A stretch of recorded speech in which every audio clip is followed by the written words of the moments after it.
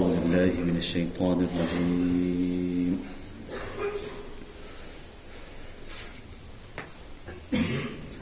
بسم الله الرحمن الرحيم.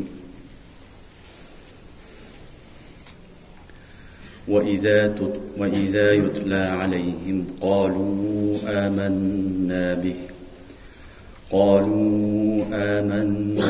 به إنه الحق من ربنا إنا كنا من قبله مسلمين. أولئك يؤتون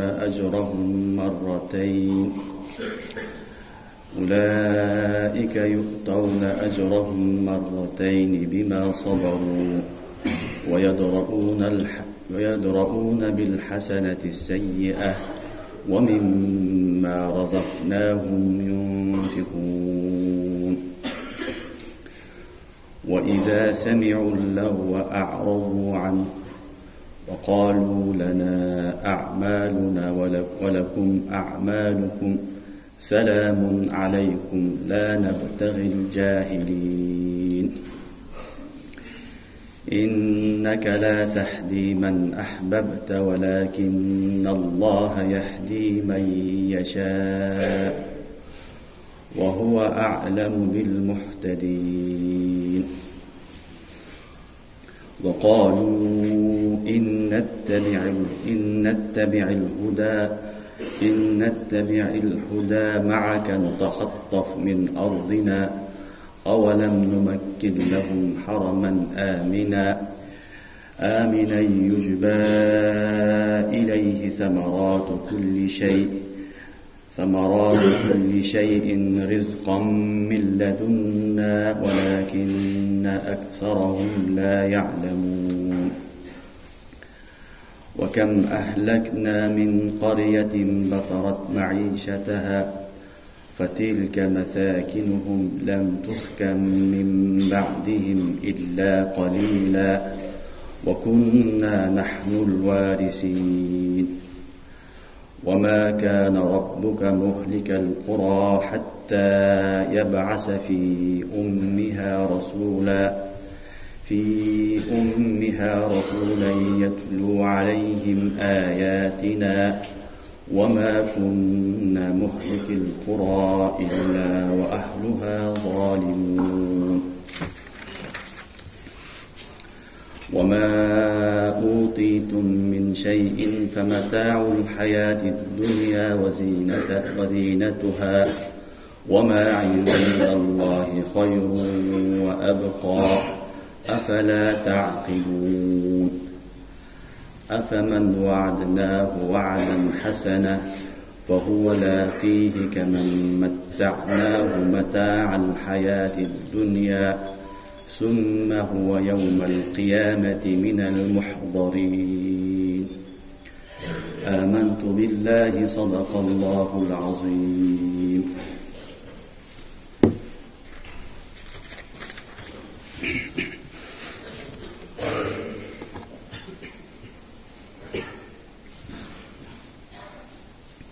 Жана аларга биздин аяттар окулганда алар айтышат, буга биз мурда эле иман келтиргенбиз, биздин тараптан келген бул чындык. Албетте биз буга чейин эле мусулман болгонбуз деп айтышат. Мына ушуларга соолтору 2 эсе кылып берилет. Алар сабыр кылган себептүү жана биз берген нерселерден садака кылышат. Жана алар пайдасын эсен укканда андан баш тартышат. Жана айтышат, биздин амалыбыз өзүбүзгө, силердин амалыңар өзүңөр үчүн. Силерге тынчтык болсун, биз жахылдардын жолун издебейбиз. Албетте сен каалаган адамыңа хидаят бере албайсың, бирок Аллах Таала кимге кааласа хидаят берет. Ал хидаятка түшө тургандарды жакшыраак билүүчү. Жана алар айтышты, эгер биз сага эргешсек, анда жердин бетинден бизди кууп салышат. Аллах Таала айтат, биз аларды харамга жайгаштырдык го. Ал жер амын, тынчтыктын жери. Ага бардык мөбө жемиштер келип топтолот. биздин тарафтан рызкы берилген баардык мөбө жемиштер келип топтолот. Бирок алардын көпчүлүгү аны акылдабайт, ойлошпойт. Биз канчалаган кутурган айылдардын баардыгын талкалаганбыз. Мына алардын турган, алар жашаган жайлары, аларда эч ким жашаган жок. Бир аз эле мөөнөткө жашайт. Биз гана чыныгы мероскорбуз. Сени Раббиң эч качан бир айылды талкалабайт. Алардын негизги катмарына пайгамбар жибербей туруп, биз бир айылды өзүнөн өзү эле талкалабайбыз. Бирок алар залым болгондон аларды биз жок кылабыз. Силерге берилген нерсе бул дүйнөнүн пайдалана турган нерсеси жана зыйнаты. Ал эми Аллахтын астындагы нерсе, неаматтар ал жакшыраак жана түбөлүккө калат. Эми бир аз ойлонбойсуңарбы? Кимге биз жакшы ваада кылган болсок, ага ал жолугат. Ал адам бул дүйнөдө жыргап жашаган адам сыяктуу эмес. Кийин аны кыямат күнү сүдүрөп алып келинет. Бул Касас сүрөсүнүн 53-аятынан тартып 61-аятка чейинки аяттар.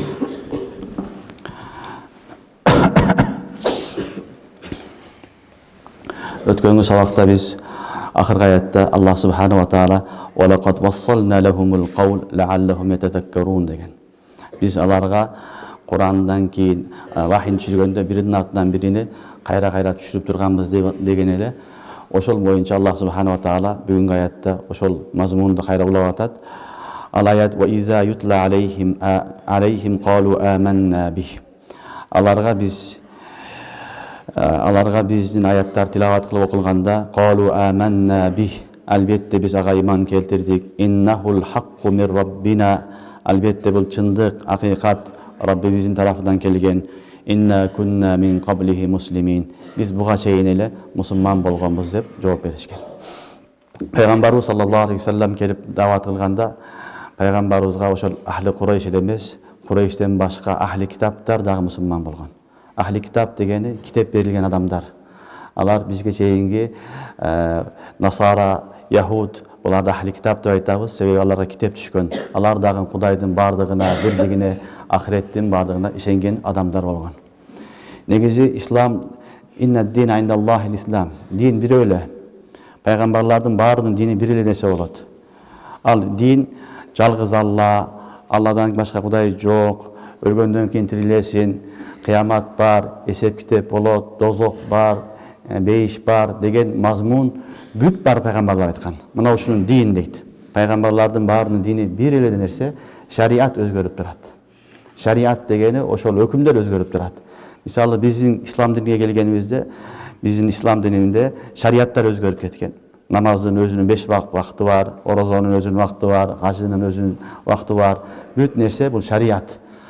Шариаттар өзгөрүп турушу мүмкүн, бирок дин өзгөрбөйт. Ал дин ат-таухид ва рисала, өлгөндөн кийин тирилүү, өлгөндөн кийин жашоо, ахирет, фериштелердин бардыгына, ахиреттин бардыгына, пайгамбарларга иман келтирүү, бүт бардык пайгамбарлардан муштарака бул нерсе болгон. Ошон үчүн пайгамбарыбыз саллаллаху алейхи ва саллям келгенден кийин ахли китаптар да иман келтиришкен. Ахли китаптардын ичинден Абдуллах ибн Салам яхуди болгон, Салман Фарси, насаралардан көптөгөн адамдар Хабашага Жафар Садык разияллаху анху хижрат кылганда 40ка жакын насаралардын, христиандардын алымдары келип мусулман болгон учурлар болгон. Алар Куран-ы Керимде Аллах субханаху ва таала айткан: "Я'рифунаху кама я'рифуна абнаахум". Я'рифуна пайгамбарыбызды өздөрүнүн баласын таныгандай таныган. Өздөрүнүн китептеринде, ошо китептеринде пайгамбар саллаллаху алейхи ва салламдын сыфаттары айтылган. Мисалы Иса алейхиссаламдын немеси келет: "Я'ти мин ба'ди исмуху Яхья Ахмад". Я'ти мин ба'ди расула исмуху Ахмад.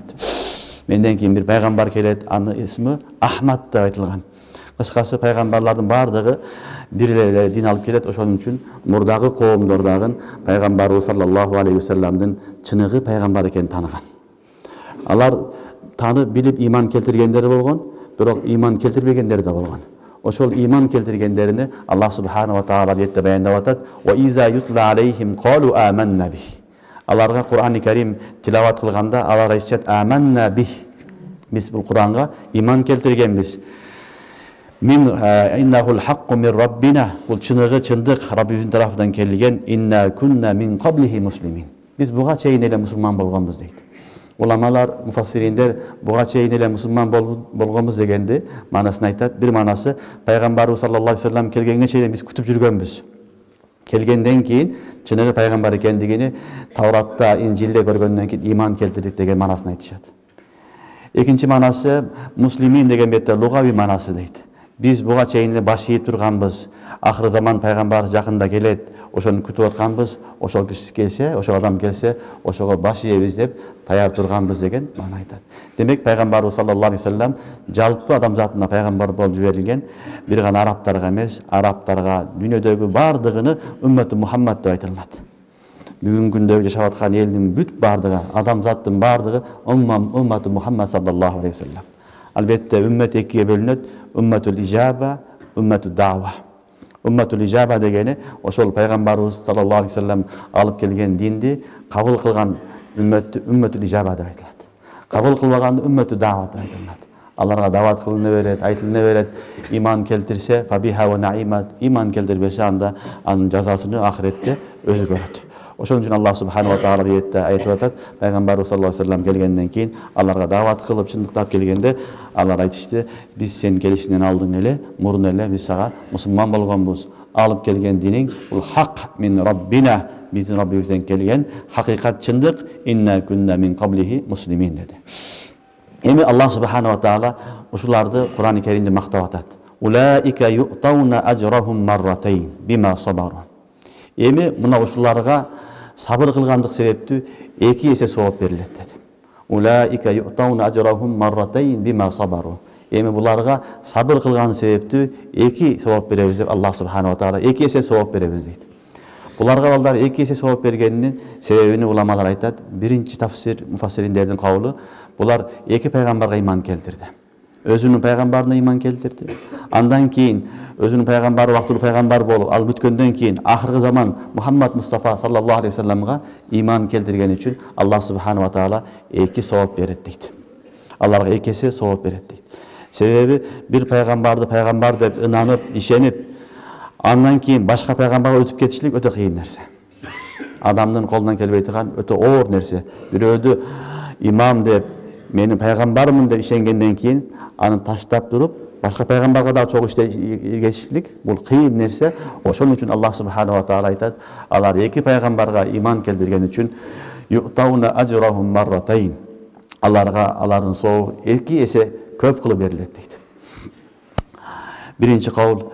Экинчи кабыл кебир уламалар айтат: ю'тауна ажрахум марратайн дегенге аларга 2 сооп берилет. Себеби алар 2 амал кылды. Исламга чейин бир амал кылышты.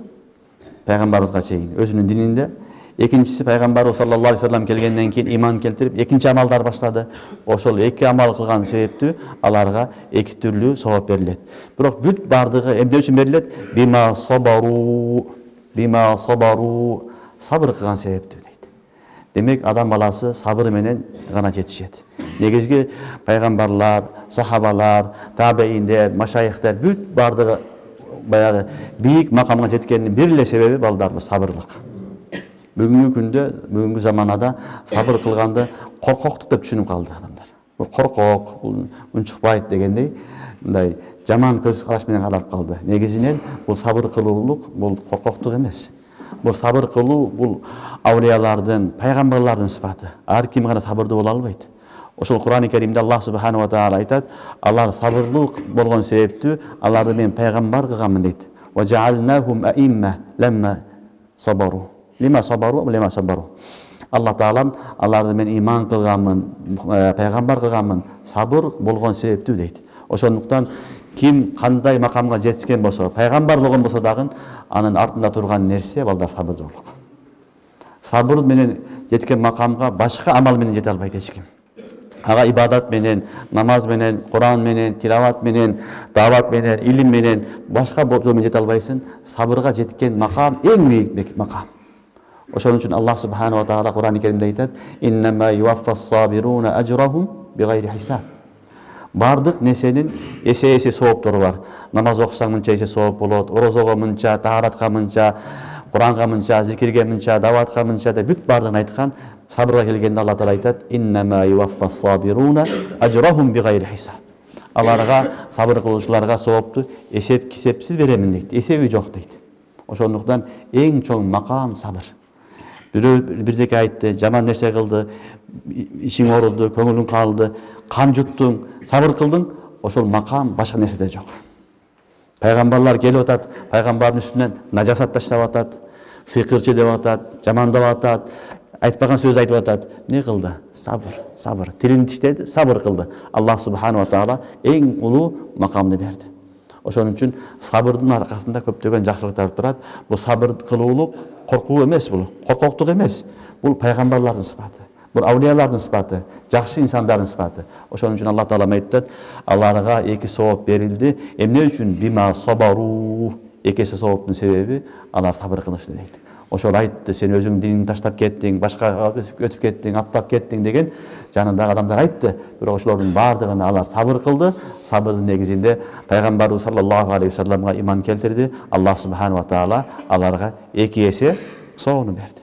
Мына ушуну Алла Таала баяндап атат: "Улаика ю'тауна ажрахум марратайни бима сабару." Алардын сообу эки эсе берилет, сабыр кылган себептүү, сабырлар себептүү. "Ва ядрауна бил хасанати саййа." Биринчиси сабырдуу болгон сыпатын айтты. Эки сооп болгон, экинчиси "Ва ядрауна бил хасанати саййа." Алар жамандыкка жакшылык менен жооп берет дейт. Бул дагы пайгамбарлардын, жакшы инсандардын неси тарикасы. Эч качан пайгамбарлар алейхимуссалам, жакшы инсандар жамандык менен жооп берген эмес. Жамандыкка жамандык менен жооп беришлик, жакшылыкка жакшылык кылып коюшлук бул ар кимдин колунан келе берет. Аш берсе аш берип сыйлап коюшлук, жакшылык кылса рахмат деп койсоң баарын кыла берет. Бирок бирөө жамандык кылса, жана таш берсе аш беришлик ар кимдин колунан келбейт. Бул бир гана эң бийик макамдагы пайгамбарлар, сахабалар, аулиялардын гана макамы болот. Аларга эки сооп бергендин бир себебин Алла Таала сабырдык десе, экинчиси "Ва ядрауна бил хасанати саййа." Алар жамандыкты жакшылык менен кайтарат дейт. Элдер жамандык кылса, жамандык кылбайт ага. Элдер каргаса, урушса, сөксө, чылдыңдаса, ага ошондой жооп бербейт. Алар эмне кылат? Жамандыгына жакшылык менен жооп берет. Кур'ан-ы Каримде Аллах субхану ва таала башка жерде айтат: "Идфа биллати хия ахсан, фа изаллази байнака ва байнаху адава кааннаху валиyyun хамим. Ва ма юлаккаха илля аллазина сабару, ва ма юлаккаха илля зу хаззин азим." Идфа биллати хия ахсан. Жакшы жол менен жооп бер дейт. Бирөө сага жамандык кылса, ага жакшы жол менен жооп бер. Жакшы жол менен жылуу мамиле кылсаң, баягы сенин душманың, сенин жакын досуңа айланат дейт. Сенин катуу душманың сенин не болот? Жакын досуңа айланат. Fa izallazi baynaka wa baynahu adawa ka'annahu waliyyun hamim. Senin en жакын досуң, кан досуң, жандасың болот. Бирок Куранда айтат: "Wa ma yulaqaha illa allazina sabaru." Буну ар ким кыла албайт дейт. Жакшылыкка, жамандыкка жакшылык менен жооп беришлер ар кимдин колунан келбейт. Illa allazina sabaru. Бир гана сабыр кылгандар. Wa ma yulaqaha illa zu hazzin azim. Аны бир гана зу хаззун азим, бийик макамдагы инсандар, ахлактуу адамдар гана кыла алат, башкасы кыла албайт дейт. Демек, булардын экинчи себеби эмне болду? Алар жакшы адамдарга мамиле кылганда, жамандык кылса дагы жакшылык менен жооп бере берет, жакшылык менен жооп бере берет. Аларга теңелбейт, а десе бу деп жооп бербейт, аны менен уруша кетпейт, аны менен сөгүшпөйт. Эмне кылса, Аллах үчүн кылат, сабыр кылат, жамандык кылса дагы жакшы жооп берет. Демек, мусулмандардын, жакшы инсандардын ахлагы ушундай болот. Ал адамдар ар дайым бирөө жамандык кылса дагы жакшы ишти кылат. Аллах субхану ва таала ошол жакшылык кылган себептүү аларга эки эсе сооп берет деп атат. Ва ядрауна бил хасанати саййа. Алар жамандыкты жакшылык менен кайтарат. Ва мимма разакнахум юнфикун. Бул үчүнчү сыфаты жана биз берген нерселерди, биз рызкы кылып берген нерселерди Аллах жолунда иштетишет, садака кылышат dedi. Demek üç sıfatını ayıttı Allah subhanahu wa ta'ala. Birinci sabırda oluşat. İkincisi jamanlıkka jakşılık menен жооп берет. Üçüncüsü وَمِمَّا رَزَقْنَاهُمْ يُنْفِقُونَ. Biz bergen malı mülktü, rızkını Allah yolunda korutat. Sadaka beret, zeketini beret, üşürünü beret, sadaka nafila, vaciba, özünün akısını ada kılat. Adamlarga özünün akısını berip durat dedi. Mına uşulardan жақсы kılgan amallar sebepti Allah subhanahu wa ta'ala alarga 2 есе sowap beret deydi. Başka bir hadiste kelet, Buhari'nde bir rivayet kelet. Peygamber sallallahu aleyhi ve sellem aytat: "Salasatun lahum ajran." 3 adam var, alarga 3 sowap berilet, 2 sowap berilet degen. Oşonun birösü bir kişi amana bi nabiyhi ve amana sümme amana bih degen. Özünün peygamberine iman keltirdi, ki men maga iman keltirdi degen. Ve raculun mamlukun adda hakkallahi ve hakka mavalih. Bir kul özünün akısına da kıldı, Kudaydın akısına da kıldı, kojoyun akısına da kıldı. Bu kadar acıran degen. Üçüncüsü bir kişi anasında kızmatçısı var. Anı ne kıldı? Жақсылап tarbiyaladı, östürdü, çıraylı adep verdi, keyin azat kıldı, keyin үйlenip aldı deydi.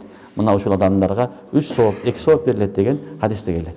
Demek ahli kitap, eğer bugünkü günde ahli kitap, çınığı ahli kitap olup bizim Muhammed sallallahu aleyhi ve sellem'e iman keldirse, mına bizge karaganda Allah subhanahu wa ta'alalarga 2 есе sowap köp beret. Bul balдар İslam'ın çınığı hakiki din ekenleriyle.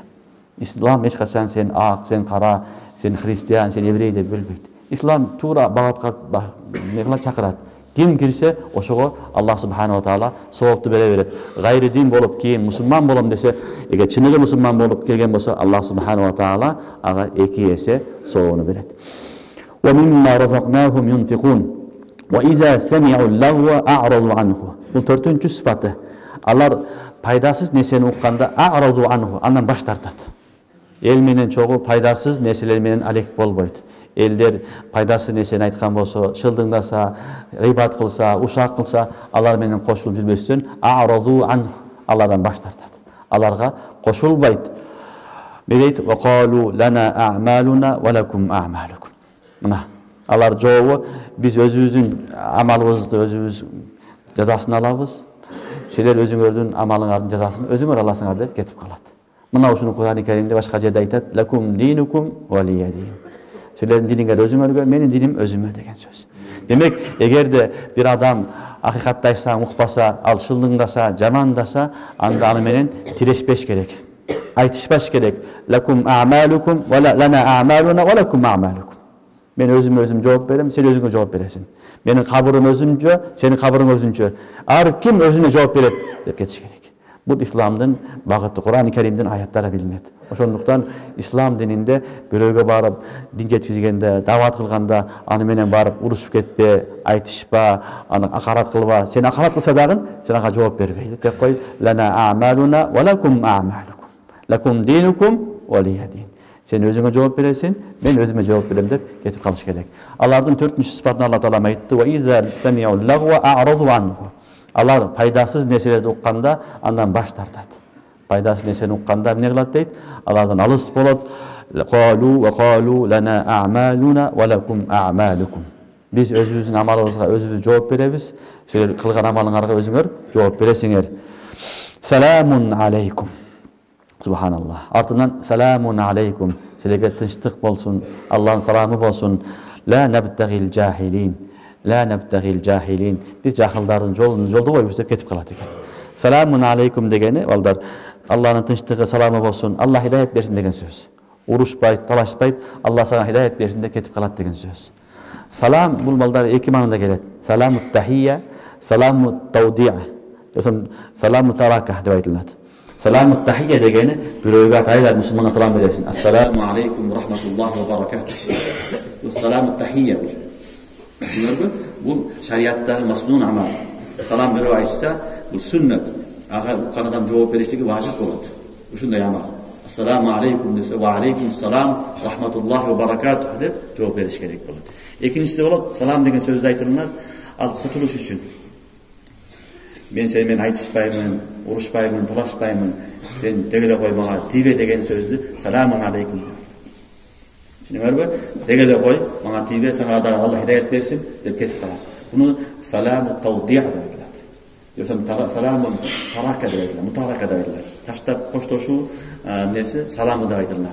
Бул баягы ошол жерде салам жерде манасы тахия манасында эмес, саламун алейкум дегени силерге Аллах салам болсун, Аллах хидayet берсин сага дагы, сен дагы туура жолго келгин деген сөз ошол мазмунда Аллах субхана ва таала эмне кылды? Бул аятты аларга түшүрдү.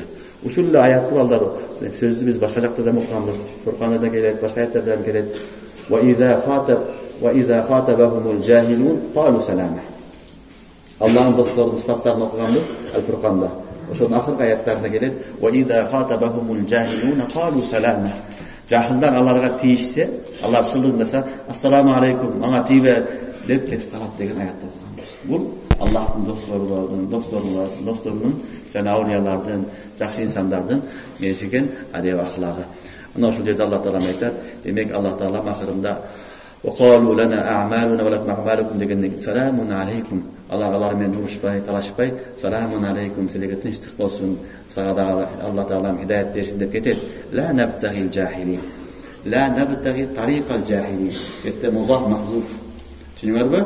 Музаф махзуф. Ла набтаги тарикал жахилин. Биз жахалат жолун, жахыл, караңгы надандардын жолун ээрчибейбиз деген сөз. Түшүнүктүбү? Nabtaghi bu matlub, talab kılу manasında. Tarih yol деген söz. Nabtaghil jahilin, biz jahildarның жолunu жолда koyumuz деген söz. Demek adam balası bir ömründen yürüyüş otkanda ikinci taraf jahil, nadan, karangı, fasık, fajir bolsa aga teңелбеш керек. Teңелбеш керек. Аны менен тең айтышкан, урушкан болбойт. Бул жакшы адамдардын сыфаты эмес. Ассаламу алейкум. Лана а'малуна ва лакум а'малукум. Болду. Ассаламу алейкум. Болду. Көз кетиштик. Etti bizge. Sana menimle başka istek edeyim de ketip kalış gerek. İbrahim Aleyhisselam'ın okuyası Kur'an-ı Kerim'de gelet ballar. İbrahim Aleyhisselam'ın okuyasını okudu. O sonunda atası aytat. La ercumanneke vahcurni maliyye. Davat kılıp butları taşta degende la ercumanneke vahcurni maliyye. Sen toktot davatındı. Oğuzum seni taş menen vurup taş varan kılıp öldürelim dedi. Vahjurni maliyye. Biraz vakit bana tibet ödegen. Kim ayet okusun? Kâle selamun aleyk. Seestağfiru leke Rabbi. İnnehu kâne hafiyye. Gördüңөр mü? Atası öldürem, taş menen urup seni öldürem, jogol ket dep bolsa selamun aleyk degen. Peygamberler, ulul azım peygamberler. Peygamberlerin jogusундай болгон. Ошон үчүн эч качан бирөө адеселер быдет. Bu davat kılıdığın, din yetkizin yol emez. Din öz nüğümeni getirir. Hakikatte ayta veresin. فَمَنْ شَاءَ فَلْيُؤْمِنْ وَمَنْ شَاءَ فَلْيُؤْمِنْ. Kim kalasa iman keltirir, kim kalasa iman keltirmesin. Bu mecburi nesi emez. İhtiyarlı, özün kal. Bırak, anı menen özüngün ahlakınız var. Ağa dengelip, oşo dengelge düşüp, özüngün abroyunu tökme. Oşonun için şariatta, bütün Kur'an-ı Kerim'in ayetlerine bilinir. Hiç kaçan sahabalar, peygamberler, tabiinler, özgöçü, oğlazım, Resullar, ne kılgan? Bölöge teңелген emez. Allah salamun aleykum devele ketip kalgan. İbrahim aleyhisselam. Jaman söz. Durabı, seni öldüremem, taş menen vurup, başını çakıp öldüremem diyorsa da salamun aleykum. Onun için kança adam sana düşmanlık kılsa da anı menen aytışpa, abroyunu tökpö, karşı söylebe, Kur'an'dan talimi, bizi verip tutan talimi, salamun aleykum, la nabtagil jahilin. Sizlerge talan Allah'ın nesi olsun, tıştırı olsun, Allah hidayet versin, biz cahildarın yolda koyuz, Allah'ın yolunu elçibeybiz, deyip ketip kaladır edeydi. Ondan ki ayette Allah subhanahu wa ta'ala, inneke la tehdi men ahbabte, velakinne Allah yehdi men yaşa. Elbette sen kimdi kalasan ana hidayet veri albaysın. Velakinne Allah yehdi men yaşa. Allah kimge kalasa özü bilet kimge hidayet verişlikti. Ve huve a'lemu bil muhtedin. Bu ayet ulamaların büt bardır ayet, mufassirinlerin büt bardır bilicime ayet Abu Talib'de düşkün. Abu Talib, Peygamber sallallahu aleyhi ve sellem'in amma Resulullah sallallahu aleyhi ve sellem. Am degeli avası. Atasının bir doğan ağası. Abu Talib, Peygamber sallallahu aleyhi ve sellem'e öte köp жақсылық kılgan. Peygamberimizin peygamber bolup ösüşünü, intak atkanга tüzme-tüz seyirci bolgandardын biri Abu Talib. Hazret Ali radıyallahu anh atası. Biroq Allah'ın kalausu Müslüman bolgan emes. Müslüman bolgan emes. Hadislerde gelet, Peygamberimiz жақсы karagan, ayağa kılgan, kısmat kılgan adam bolat, en jengil azap Abu Talib'e verilet. Тамагынын астына 2 чок коюлат дейт. Ошо чоктун ысыганынан мээси кайнайт дейт, шарактап. Мээси кайнайт дейт. Эң жеңил азап ошо Абу Талибке берилет дейт. Бирок Аллах сактасын, иман келтирген эмес. Пайгамбарыбыз саллаллаху алейхи вассалам акыркы учурунда барып жаратты. Я амми, кул ла илаха иллаллах калиматан ахуджу биха индаллах. Авам, агам, ла илаха иллаллах бир жол айтып койгула. Мен Аллахтын астында эмне кылам? Аллахтын астында сен айтты деп Аллах менен талашып, сен бешик алып берем. Айтайын дегенде жанын караса, жанында баягы жанында достор отурган болот. Абу Жахл, Умайя ибн Халаф, чоң кафирлер отурган болот. Атарга милләте Аби Талиб. Абу Талибтин динин таштап, Абдул Маннафтын динин таштап, эми сен Мухаммадтын динин өтөсүңбү дегенде, ана милләте Абдул Маннаф деп иман келтирбей койгон. Демек не болду? Иман келтиргиси келди, бирок Алла караган жок, бирок чөйрөсүнүн дагы таасири дейт. Ошо чөйрөнүн таасиринин негизинде иман келтирбестен дүйнөдөн өтүп кеткен. Ошол жерде Пайгамбарыбыз саллаллаху алейхи вассалам өтө кайгырган жакын авасы, жакын адамы иман келтирбейди. Расулуллах саллаллаху алейхи вассалам кайгырганда Аллах таала аят түшүргөн: "Иннека ла тахди ман ахбабт." Сен кимге кааласаң хидаят бере албайсың. "Валакинналлаха яхди ман яша." Аллах кимге кааласа хидаят берет. Субханаллах. Балдар бул сөзү кимге айтып атат? Хитап кимге? Расулуллахка. Расулуллах эч кимге сен хидаят бере албайсың десе, сен менен биз кимбиз? Сен менен биз башка бир чоң даватчы, башка бир адам, аулия, сахаба, эч ким эмес. Аллахтан кийинки эң улуу зат Мухаммад Мустафа саллаллаху алейхи вассалам. Аллахтан кийинки кайнаттагы эң ийик зат Мухаммад саллаллаху алейхи вассалам. Ошол затка Аллах таала айтты: "Иннека ла тахди ман ахбабт." Сен каалаганыңа хидаят бере албайсың. Кимди жакшы көрсөң, сүйсөң хидаят бере албайсың. "Валакинналлаха яхди ман яша." Демек, балдар, хидаят Аллахтын колунда эмес. Хидаят Аллахтын колунда эмес. Албетте, хидаяттын эки манасы бар. Бир манасы ираату тарик. Экинчи манасы исар илел матлуб. Ираату тарик дегени жол көрсөтүү дегени. Жол көрсөтүү бул пайгамбарлардын сыпаты бардыгы. Ва иннека ала сиратин мустaqim. Сен туура жолдосуң. Ва иннека ла тахди ила сиратин мустaqim. Туурабы? Туура жолго баштайсың деген аяттардын бардыгы эмне дегени? Туура жол көрсөтөт. Мына акыйкат, чындык, мына кара жол, мына бузулку жол, мына ак чындык деп айтат пайгамбарлар алейхиссалам. Булардын милдети айтат. Бирок исар илел матлуб деген экинчи манасы бар. Максатка жеткизүү, аны иман келтирип, имандын берекети менен бейшекирүү ушул максат. Мына ушул нерсени нафи кылып бул жерде. Бул экинчи нерсе нафи кылып, түшүнүңөрбү? Экинчи манасы нафи болду. Бул нерсе адамдын колунан келбейт. Пайгамбардын колунан келбейт. Бирөөгө хидаят берип, хидаяттын негизинде бейши киргизишлик бир гана Аллахтын гана каалоосу. Аллах кааласа хидаят берет, Аллах каалабаса хидаят бербейт. Демек, туугандар, айюха талаба, эң чоң неамат бул ислам неаматы. Эң чоң неамат Аллахтын астында алда эң чоң неамат мусулман, ислам неаматы. Ошон үчүн Аллах субханаху ва таала миннат кылат. Миннат дегени берген неаматыны эстетип, кайра эмне кылат? Бизге какшып кайра эскертет. Ал аят баягы аят. Разиту эмне аят? Al-yawma akmaltu lakum dinakum wa atmamtu alaykum ni'mati. Ni'matımды толук кылдым. Wa raditu lakum al-islam dinan. Al-yawma atmamtu lakum ni'mati. Al-yawma akmaltu lakum dinakum wa atmamtu alaykum ni'mati wa raditu lakum al-islam dinan.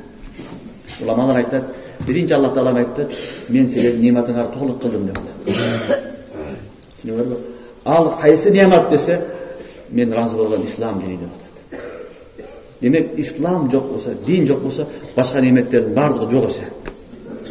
Башка ден соолук, күч кубат, акча, байлык, бийлик, бүт бардыгы жок нерсе. Бүт бардыгы неамат вактылуу, бирок жок нерсе. Эң негизги неамат бул ислам неаматы. Ошон үчүн Аллах субханаху ва таала al-yawma akmaltu lakum dinakum wa atmamtu alaykum ni'mati wa raditu lakum al-islam dinan. Демек, мен разы болгон диним ислам dedi. Ошондуктан биз үчүн эң чоң неамат, Аллага шүгүр кылатыган нерсе бул эмне экен? Ислам дини. Ошон үчүн канча шүгүр кылсак, ошончо аз. Берген неаматтын kadırlaş gerek. Kadırlaştığın yolu ağa şükür kılış gerek. La in şekertum la azidennekum. Onun için nimet İslam'da dağın şükür kılıp yürüyüş gerek, aytıp yürüyüş gerek. Allah'a şükür, Allah'a şükür. Müslüman bağırıza şükür de aytıp yürüyüş gerek. Allah'a şükür, Allah'a şunca milyar adamlar aslan beni Müslüman kılıp koydu. Kançagan adamlar Müslüman emez de özüne ne kılış gerek? Allah'ın nimetini hissediş gerek. Bunu Kur'an-ı Kerim'de demez, hadiste Peygamber sallallahu aleyhi ve sellem de belirtti. Hadisteki dua var mı? Tamagaş. Şey adam Allah'sı nimetlerine tamagaş düşünet. Tamagaş demedir, dua kılavuz. Elhamdülillahillezî at'amana ve sakana ve cealena minel muslimin. Okuyucular mı? Elhamdülillahillezî at'amana ve sakana ve cealena minel muslimin. Bunu ne keşketler bunu? Şey adam Allah'sı nimetlerine tamagaşta öyle kalgan. Жақсы тамақ жедім, Аллаға шүкір дейді. Мұздақ су іштім, Аллаға шүкір дейді. Кофе іштім, Аллаға шүкір дейді. Bravo. Бірақ мұсылман екенін деген айтпайды. Onun için Allah Subhanahu ve Teala Peygamber sallallahu aleyhi ve sellem'in talimlerinde деген وَجَعَلَنَا مِنَ الْمُسْلِمِينَ деген. Allah'a şükür olsun. Kafirda yaşayın. Kafirda şey, beni Allah Teala cevin içirdi. O şey benim koşuldağı bir nimet verdi. Al ne ki? Nimet-ül İslam. İslam nimeti. Din nimeti dedi. O şolduktan en çok nimet İslam bolğan üçün Peygamber sallallahu aleyhi ve sellem ayağa kaygırıp ilaganda Allah Subhanahu ve Teala Peygamber'e ayet düşürdü. İnneke la tehdi men ahbabt. Sen kalağın adamına hidayet verilmeysin. Velakinnallah yehdi men yeşâ. Allah kimge kalasa hidayet verir. Ve huve a'lemu bil muhtedin. Muhtedin hidayete gelgenler ekler. Hidayete kim gelir, kim gelmeydi. Allah da yaşırak Allah özü bilet dedi. Onun için biz nimetli şükür kılışımız gerek nimetlerine. Özgürce İslam nimetine. İşte Allah'a şükür Müslüman oldum. Sizlere daha bir nimet verelim bizge. Allah Teala Kur'an nimetini verdi, ilim nimetini verdi. İşte yürüyüş gerek. Ağa şükür kılış gerek. Eğer şükür kılsak Allah Teala imanı da bekem kılar, ilimini de köydü, Kur'an'ını da köydü, dereceni de götürdü. Eğer cönle yürürsen unutup kalasın. Demek ne oldu? Hidayet Allah'ın kolunda, Allah kalağına verir. Yetti hidayet Allah'ın kolunda degen ikinci manası hidayetin. Ne kenal?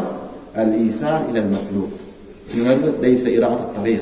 Iraat-ı tarik bu peygamberler dişi. Peygamberler çok gösterdi. Böyle maksatta yetkizişlik bu kimlerin kolunda? Allah Subhanahu ve Teala'nın kolundağı nersi. وَلَكِنَّ اللّٰهَ يَهْدِي مَنْ يَشَاءُ وَهُوَ عَلَمُ بِالْمُهْتَدِينَ وَقَالُوا إِنْ نَتَّبِعُ الْهُدَى مَعَكْ نُتَخَطَّفْ مِنْ أَرْضِنَا. Peygamber sallallahu aleyhi ve sellem davat kılıp kelgende kafirler her türlü etiraz kılgan bollar. Her türlü etiraz şultawlar durgan. Oşo şultawların birisi şunda ayetde aytıldı. Peygamber Resulullah sallallahu aleyhi ve sellem ahli Kureyş'te davat kılganda Kureyşlerden başlarının birisi Osman ibn Nawfal. Osman degen bir Kureyş kelip aytkan. Ey Muhammed biz bilemiz, biz işenemiz senin dilin hak. Biroq sana ergişsek, başka Kureyş'ten başka kabileler bizden uruşat degen. Bizi bölüp koyat. Bizi elden bölüp çıkarıp koyat. Bizi tonop ketet. Bizge mamile kılbastan, bizi aşk-aşıktan ne kılavuz kıynalıp ölürüz. Bizden ahvalımız kıyım olur. Onun için biz sana ergişe albayız degen etiraz kılgan. Şimdi var mı? Hazır dile şu nese var. Hazır dile kemizellerde İslam'da şunday karalaydı. İslam'da zamandaydı. Müslüman oldu. Dinge amaklam dese anı bölüp koyuyordu. Elden çıkaram degenler olur. Korkutkanlar olur. Anı meni mamile kılbayız degenler olur. Müt olur. Adamların arasında, memleketlerin arasında şunday olabilir. Bu dilgetten geletken göz karaşı. Bu tura emes göz karaşı olur. Tura emes düşünük. Allah Subhanahu ve Teala bunlardan şu itirazına, Osman bin Müslüman itirazına bu Kur'an-ı Kerim'de müthiş cevap vergen. Ve qalu in nettebi'ul huda ma'ak. Allah aytıştı. Eğer biz seninle koşu hidayete ergeçsek, nutahattaf min arzina. Nutahattaf degeni veya bizi quvchat degen söz. Yani çok hareket kılatkan esen aytıladi özü.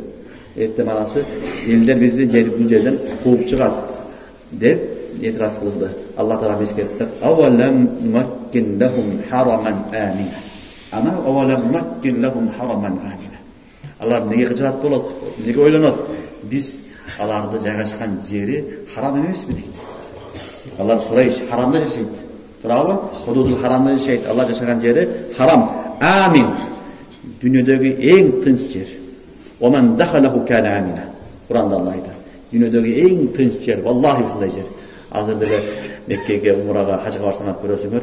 Mekke'ye varganda, harama gelgende büt barını unutasın. үйүңдү, бала чакаңды, бизнесиңди, иштериңди бүт баарын унутуп эле өзүңдү эле тавaf кылып эле айланып эле. Мажнун болосуң. Аллахи ушундай нерсе. Кур'ан Керимде Аллах Таала айтат: "Оман дахалаху кана амина." Ким ал жерге кирген болсо, ал амында болот, тынчтыкта болот дейт. Аллах Таала айтат: "Булар неге коркот? Булар жашаган жери амын эмеспи? Тынчтык жер эмеспи?" деп атат.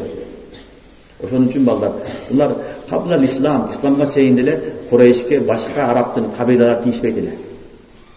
Башка арабтар баягыдай эл болгон балдар. Бири-бирин тоногон, өлтүргөн, жапай эл болгон. Эгер бир керген өтүп кетип атса, кимдики деп сураган.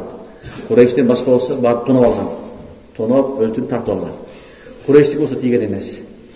Анын себебин айткан, Курейш бул Аллахтын жакын адамдары деген. Меккенин кароочулары деген, Меккенин каптарлары, көчкөндөрү деген. Буларга тийишпейбиз деген. Ошондо Алла Таала айтты: "Силерне жахилият доорунда силерди сактаган Алла иман келтиргенден кийин эми ошолорго силер жем кылып коебу? Таштап коебу?" деп Алла Таала эскертти. Жок, бул жөн эле шултоо. Иман келтиргенден кийин Алла Таала мени көбүрөөк не кылат? Аны сактайт, аны куткарат. Ошондо Алла Таала айтты: "Авалам накмаккин лахум хараман амина." Аларга биз харамды, амын, тынчтыктын жери кылып бербедик беле? Ал жерде алар тынчтыкта жашашат. Экинчиси, алардын этиразы эмне болду эле? Бизге эч ким мамиле кылбай коет, алды-сатты кылбайбыз, биз кур калабыз, ачка калабыз деген коркунуч бар эле. Сага иман келтирсек бөлүп коет, соода кылбайт, ачка калабыз деди. Алла Таала кийинки аятта жооп берди: "Южба илейхи самарату кулли шей." Южба илейхи самарату min kulli shay'in rizqan min ladunna. Subhanallah. Южба деген сөз балдар топтолгон айтылат. Южтама, южма деген маанасында. Топтолот деген сөз. Южба илейхи самарату kulli shay. Коркоголар ал Меккеге дүйнөдөгү мөбө жемиштин бүт баары келет деди. Аллах субханаху ва таала Мекке шаарында ушундай кылган, дүйнөдө не өссө, не болсо, ошонун баары Меккеде табылат. Анын себеби балдар, азыр деле жахилият доорунда деле умра болгон, хаж болгон. Адамдар умра хажга барганда ар ким өзүнүн аймагындагы бар нерсени барган соодага. Ким неме тапса, апарып соода кылып, ошону соода кылып, жеп, ичип, умра хаж кылып кайтып келген. Ошонун берекети менен дүйнөдө не болсо, бүт баары бар. Азыр бизде кээ бир мөбө жемиштер бар балдар. Африканы башканып келбей калышы мүмкүн. Келбейт көбүнчө. Туурабы? Бирок харамга барсаңар, Кыргызстандагы бар эмес, Америкадагы, Африкадагы, Европадагы дүйнөнүн бүт баары бар. Бизнесмендердин бүт баары бизнес кылам деп ошо тармакка салып акчасын эмне кылган, толтуруп койгон. Кыргызстанда эмне нерсе болсо, ошонун миң эсе жакшы сапаттагы алмаларды, жүзүмдөрдү, өрүктөрдү, малинаны бүт баарын көрөсүң. Себеби бул Аллахтын Тааланын эмеси, өкүмү. Аллах субханаху ва таала ушундай кылган. Ибрахим алейхиссаламдын дуасы бул. Ошонун негизинде Алла Таала айтат: "Үчба илейхи самарату кулли шей." Бардык нерселерди Алла Таала рызкы кылып, ал жерге топтоп коем. Коркпогула, булар бөлүп коет, ачка калабыз, бизди эч ким мамиле кылбай коет деп кычырат болбогула, дүйнөдөгү бүт бардык мөбө жемиштердин баары келет деди. Субханалла. Азыр да барып көрсөң болот. Азыр да ошондой балдар. Биздин да Кыргызстандан эмне жакшы нерсе болсо, бизнес менен апарат ошол. Бизнес ушун жүрө берет. Ар бир мамлекет ушундай. Самараттын балдардын манасы, лугавый манасы. Мөбө жемиш деген сөз. Экинчи манасы бар балдар. Самараттын урфи дагы манасы бар, истилахи манасы бар. Самарат деген сөз балдар бул натыйжа дегенди да билинет. Натыйжа. Түшүнүңөрбү? Мисалы сурайт, мына ишти кылдың, ушул ишиң мөбөсүнү берди деп атабы дейт. Десеңерби? 10 жылдан бери ушундай иш кылып атасың, мөбөсүнү бердиби дейт. Туурабы? Бул деген сөз эмне? Ал иш дарак экен жоксуң. Ошон үчүн бул жерде натыйжасы барбы деген сөз. Ошон үчүн Кур'ан-ы Каримде Аллах субханаху ва таала южба илейхи самарату шажар деген жок. Жашчар деген жок. Южба илейхи самарату кулли шей. Бардык нерселердин натыйжасы, жакшы нерселердин бүт бардыгын Аллах Таала менен харамга алып келип коюп, топтоп коюп. Hakıkat haramda, Makka-ı Mukarrama'ga Allah Teala şundan gelip vergen, dünyadaki bardıq nesi birinci gelet. Dünyadaki en sıfatlı, en жақсы nesileri de Allah Teala birinci olap gelet. Alcede durgan adam, dünyanın bardıq müveccemesini, dünyadaki bardıq nesinden habardar olur. O şunun için Allah Subhanahu wa Ta'ala ayıttı. Yucba ileyhi semaratu kulli şeyin rizqah min ledunnah. Özümüzdün taraftan rızkı kılıp sizlerge büt bardığını top beremiz. Walakinna aksarahum la ya'lam. Yok, Allah'ın köpçülüğü düşünmekte. Köpçülüğü hani bilbeyt dedi. Elleri bilbeytle dinge girsek, İslam kabul alsak, ne oluruz? Aşka kalağız, elleri bölüp koyup korku verir deyip. Yok, rızkını Allah verir. وَمَا مِنْ دَابَّ إِلَّا عَلَى اللّٰهِ رِزْقُهَا. Müslüman, insan, Müslüman haramda yaşayıp, Allah vermeyi. Bravo. Allah subhanahu wa ta'ala ağa özüm ese kılıp adamlar jeregen, adamlar kiylegen, adamlar körmegen mömöjemişin bardığını men ne kılamın yetkizip koyamın dedi. Demek وقالوا إن نتبع الهدى معك نتخطف من أرضنا أولم نمكن لهم حرما آمنا يجبى إليه ثمرات كل شيء رزقا من لدنا ولكن أكثرهم لا يعلمون. Biroq alarning köpçülüğü bu meseleni düşünbeyt dedi. Demek Müslüman adam iman keltirgenden keyin al qur qalbayt, aşka qalbayt. Allah subhanahu wa taala kafirga bergen, başka canavara bergen rızkını Müslümanga berbe koybayt, söz türlü beret. Biroq az-maz hareket kılış gerek. Allah beret dep yatып alsan turamaz. Allah beret, bir sebep menen beret. Sebep ihtiyar kılış gerek. Az-maz işteysin, Allah'tan soraş gerek. Ya Allah kolumdaki gelen işte kıldım, özün berekesin derdi. Anın alma tuş, olma tuş degen Allah olmaydı. Al değişte oladı turganda. Al değişte oladı. Bu dünyada emas. Bu dünyada düşüysün, ısıysın, oğruysun, jakşı bolasın, aşka kalasın, işteysin. Dünya uşunday nerse. Bu dünya laqad halaqnal insana fi kabad.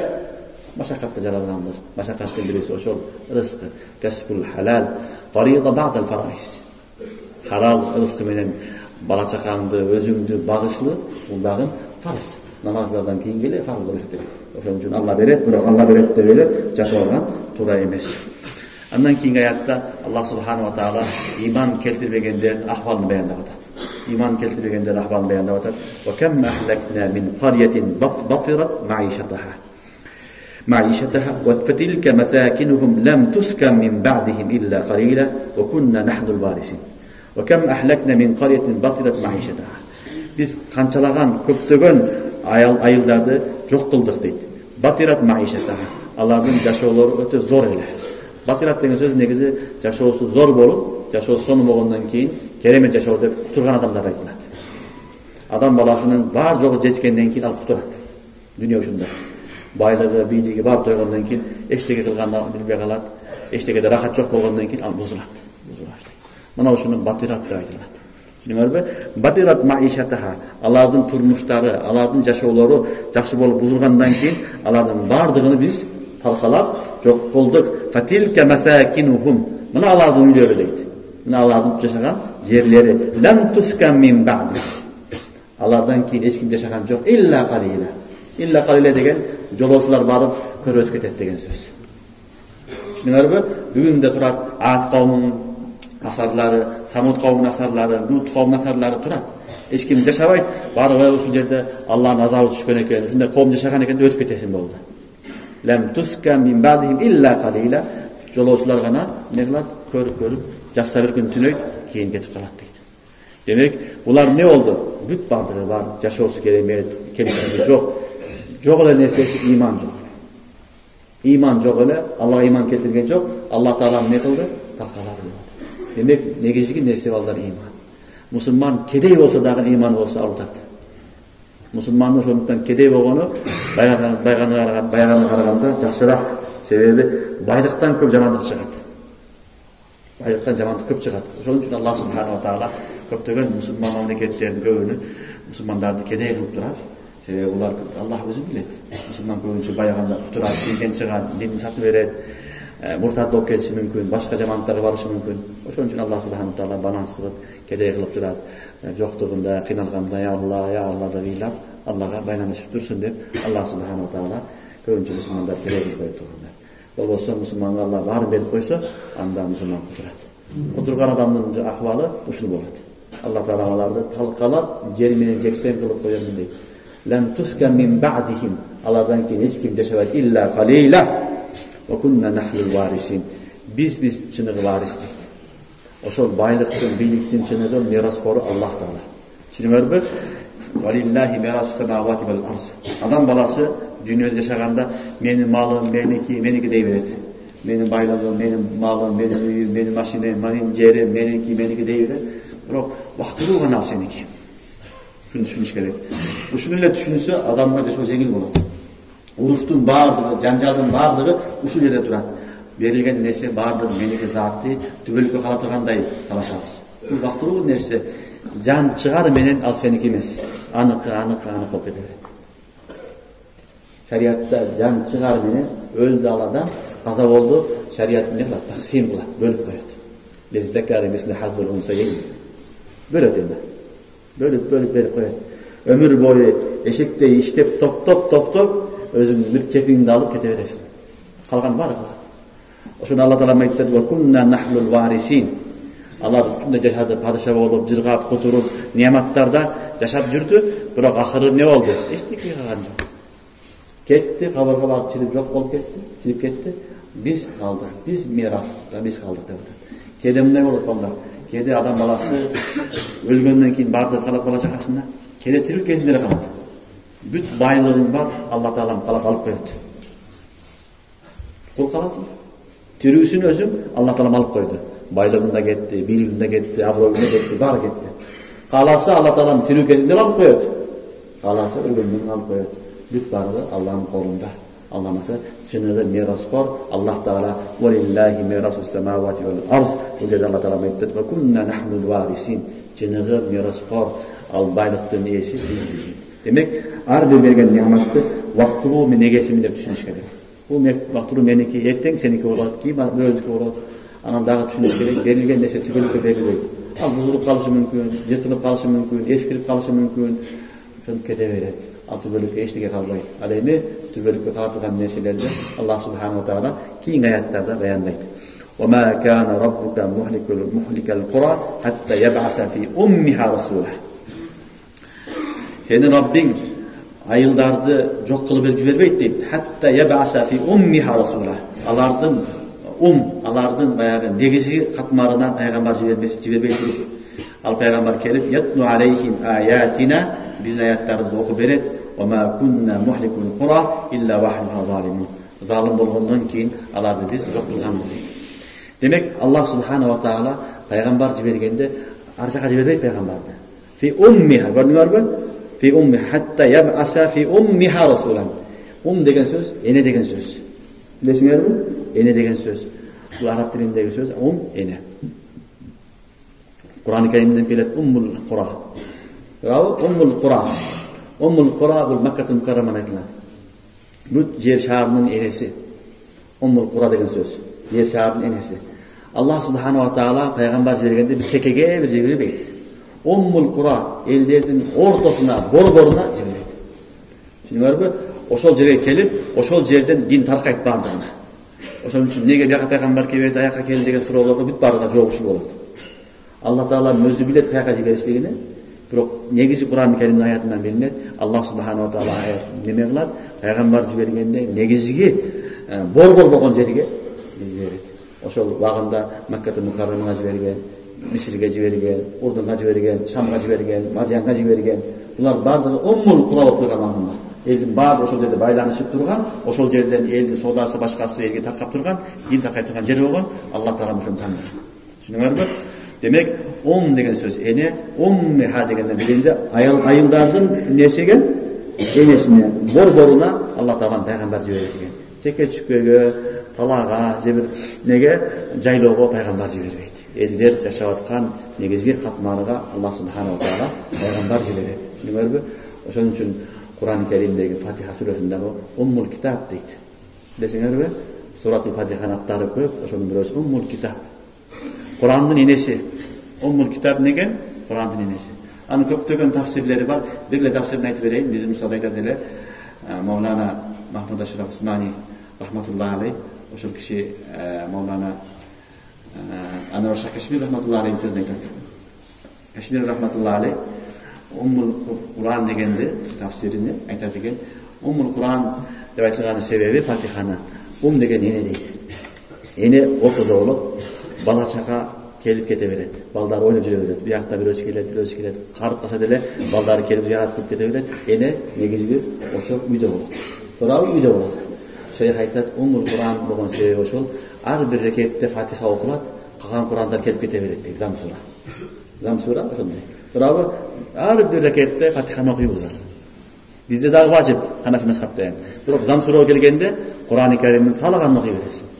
Шайх ошондой түшүндүрөдүлөр. Түшүнүңөрбү? Демек, не болду? Бул Куранды Аллах Таалам пайгамбар жибергенде талак-алага, чөлгө бир адамдар жашаган жерге эмес. Фи уммиха. Эл жашаган элдин негизги катмагына жиберет. Мына ошону Аллах Таалам айтты: "Ва ма кана раббука мухликал кура хатта яб'аса фи уммиха расул." Элдердин негизги катмагына пайгамбар жибербейинче аларды азаптабайт. Аллах Таала адилеттүү зат болду. Пайгамбар жибербесе азаптабайт. Пайгамбар жиберген хуҗат таам болот. Пайгамбар келди, пайгамбардан кийин пайгамбар мираскары келди, даватчы келди, эскертти. Эми иман келтирбедиң, эми өзүңдөн көр деген сөз. Түшүнүңөрбү? Аллах Субханаху ва Таала антип эч кимге эскертип бербестен азап бербейт. Эскертип берет. Көнбөгөндөн кийин ана азап келет. Ушуну айтты. Allah Teala ma kana rabbuka muhlikal qura hatta yab'asa fi ummiha rasula yatlu alayhim ayatina wa ma kunna muhlikul qura illa wahnuha zalimun. Demek Allah Teala жакшы адамдарды жөндөн такалабайт, жоктубайт. Алар залым болот. Динден чыгат, четтен чыгат, Кудайды унутат, ахиретти унутат. Андан кийин Allah Teala залым болгондон кийин эми буларды мен жок кылам дейт. Түшүнүңөрбү? Андан кийинки аятта Аллах Субханаху ва Таала баяндап атат, бул дүйнөнүн акыйкаты. "Ва ма утитум мин шай'ин фаматаул хаятид дунья." "Ва ма утитум мин шай'ин." Силерге берилген нерселердин бардыгы матаул хаятид дунья. Бул дүйнөдөгү пайдалана турган нерсе. "Ва зинатуха." Дүйнөнүн зинаты, коозлук нерсе, сулуулук. "Ва ма индаллахи хайру ва абqa." Аллахтын астындагы неаматтар ал жакшыраак жана түбөлүккө калат. "Афала та'қилун." Акылга келбейсиңерби деп атат. Акылга келбейсиңерби деп атат. "Ва ма утитум мин шай'ин фаматаул хаятид дунья." Мата деген сөз балдар. Таматта деген пайдалануу деген сөз. "Ва минху мутаматти." Билесиңерби? Кыран мутаматти деп окуганбы? Немеде хажда? "Ва минху мутаматти." Таматта деген сөз пайдаланылган нерсе. Дүйнөдөгү берилген нерсенин бардыгы адам баласы пайдалана турган нерсе болот. Ал кийим болсун, ал тамак аш болсун, азык оокат болсун, ал жашаган үй болсун, отурган төшөгүң болсун, килемиң болсун, айдаган улаң болсун, башка болсун, эмне болсун, дүйнөдөгү бүт бардыгы нерсе пайдалана турган нерсе. "Ва ма утитум мин шай'ин фаматаул хаятид дунья." Бул дүйнөгө берилген, жашоодо берилген нерсе пайдалана турган нерсе. "Ва зинатуха." Жана зинат деди. Кээде пайдаланасың, кээде зинат үчүн, суроолук үчүн колдоносуң. Кийимиң бар, абатын тосуп турат. Жакшыраак кийдиң, жакшыраак көрүнөйүн, зинаттуу болоюн, чырайлуу болоюн деп, бул деле жайыз. Үйүң бар жогу жакшы тосуп турат. Чырайлуураак үй куруп коеюн дедиң, зинат, бул деле жайыз. Машинең бар, өзүгө жетесиң, жакшыраак машина алып коеюн дедиң, бул дагы зинат, бул деле жайыз. Кичинекей машина болобу, чоң болобу, кичинекей үйбү, чоң үйбү, жакшы кийимби, эски кийимби, бүт бардыгы не болсун, некен? Бул дүйнөнүн мата ва зинат. Аллах Субханаху ва Таала ошон үчүн берген. Бул зарылчылык гана нерсе. Бул факыр кыла турган, мактана турган, негизги максат кыла турган нерсе эмес. Бул дүйнөгө келип, келүүдөн максат үй куруу эмес да. Өмүр бою жашап, үй куюп өткөрсөң, ахиретте үйөсүң да. Же бул дүйнөгө келип, кызыңды чыгарайын, баламды чыгарайын деген максат эмес. Булар балдар адамдын жакшы тилеги болот, тилеп коюп жашайт, бирок негизги максат уйлап. Аллахты таанып, ахиретке даярдык кылуу. Бул нерселер эч качан алдабаш керек. Бул зарылчылык болгон нерсе. Ятаматтау бихил инсан. Инсан анан пайдаланат, болду. Пайдаланат. Ушундай нерсе. Аллах Субханаху ва Таала ушуну айтты: "Ва ма утитум мин шай'ин фаматаул хаятид дунья." Не нерсе болсун, дүйнөдө берилген нерсе мин шай. Бүт бардыгы матаул хаятид дунья ва зинату. Дүйнөнүн коозлугу жана пайдалана турган нерсе. "Ва ма индаллах." Алейн Аллахтын астындагы неаматтар, бейиш деген неаматтар, кусур, хур, бүт бардыгы хайру ва абqa. Эки сыпатын айтты, жакшыраак жана түбөлүккө калат деп. Демек, уламалар айтат, бул дүйнөнүн неаматтары да неамат. Бирок балдар, бул дүйнөдөгү жакшылыкта 100% жакшылык болбойт. Ар бир неаматтын артында бир кыйынчылыгы да болот. Bir машинага жесең, bir машина алсаң, бул неамат. Бирок анын дагы түшүгү болот. Kede buzulup kalat, kede mayağılıp kalat, kede жүрбей kalat, kede suuktан бурайсың, башка кыласың, kede безиңди акчаң жетпей калат. Бирөө жакшы көрүп аласың бир аялды, андын бир жери чыгат. Bir yere çıkar. Жақсы görüp suyup aldın, etеңине урушуп каласың, талашып каласың, башка болот. Себеби дүйнөдө 100% жакшылык жок. 100% жакшылык ахиретте. 100% гарантия ахиретте. Бул дүйнөдө жакшылык деген сөз, жакшылыгы көбүрөөк, жамандыгы азыраак деген сөз. Не нерсе болсо, анын тикени менен чогуу болот. Чырайлуу гүл болсо балдар, ал гүлдөн не болот? Тикени болот. Мынтип кармайм десең, не болосуң? Тикен сайылат. Анан сайылат, колуңан канагат, анан тикенге жетесиң. Анан жыттасаң жыттанат. Бирок ал машаккат.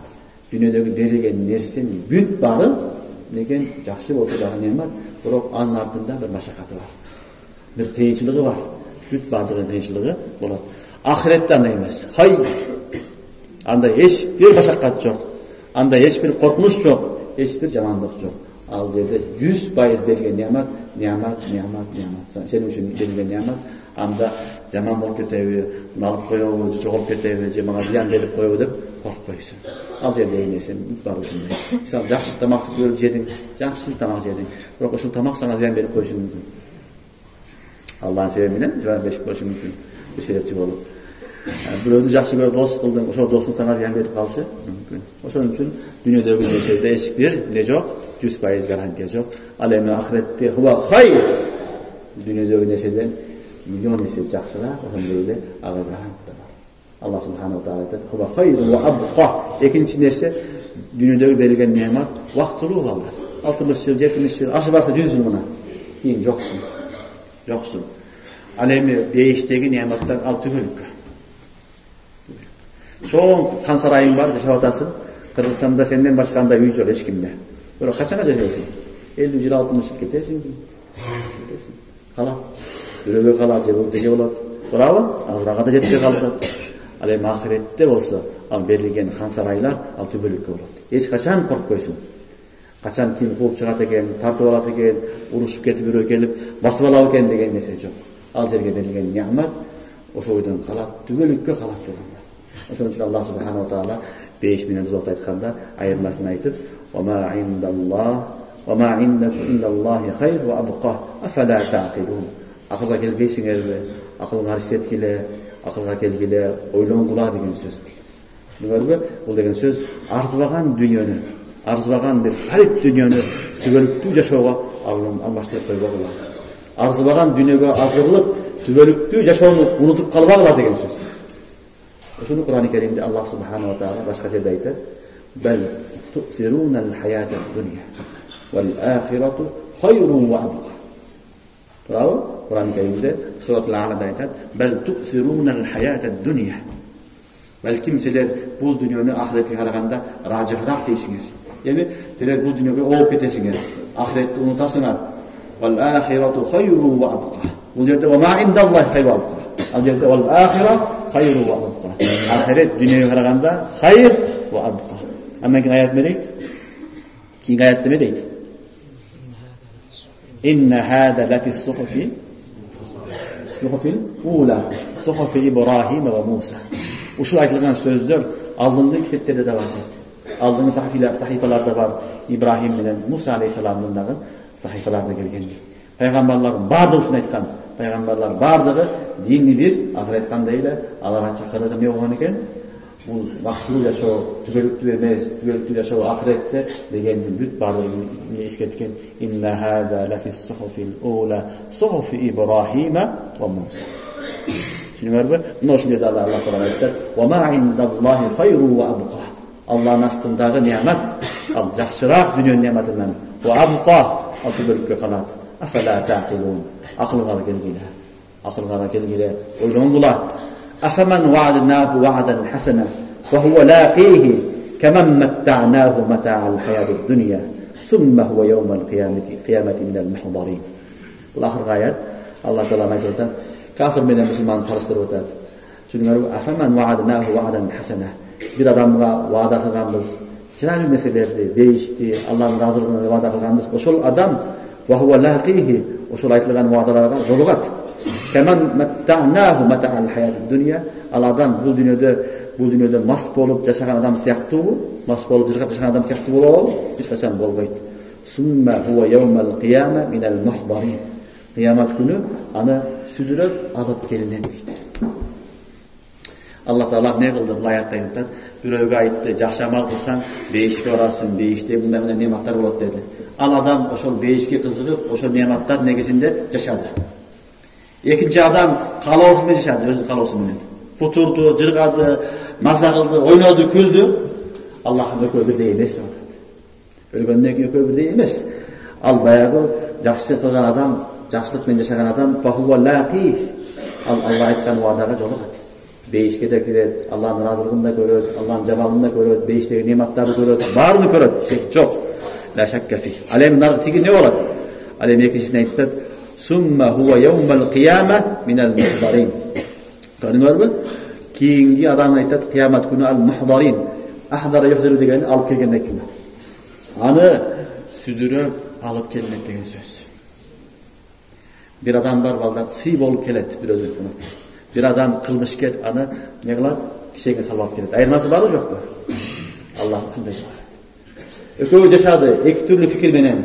Бирөөсү Кудайдан үмүт кылып, Аллахтын ваадасы менен жашады. Жакшылык менен. Экинчиси каалагандай жашады. Уматта'наху Куранда Аллах айтат. Турабы? Уматта'наху кама матта'наху матa'ал hayatid dunya. Дүйнөнүн бүт баарын берди. Бирок акыры келгенде натыйжасы киши менен терисиде жетеле сүдүрөп неге алып келет? Аллахтын артына келет. Экөө барабар болобу дейт. Эч качан барабар болбойт. Аллах Таалам баарыбызга хидаят берсин, эч кимди мужрим кылбасын. Баарыбыз Аллахты таанып, дүйнөнүн вактылуу экендигини, бул дүйнөгө аманат экенин түшүнөйлүк. Аллахтын артына барганда, Аллах баягы салихиндерге бере турган нематтарын баарыбызга насип кылсын. Аллах Таалам адашкандан, Кур'анды адаштыргандан баарыбыз сактасын. Субханакаллахумма бихамдика ашхаду ан ла илаха илля анта астагфирука ва атубу илейк.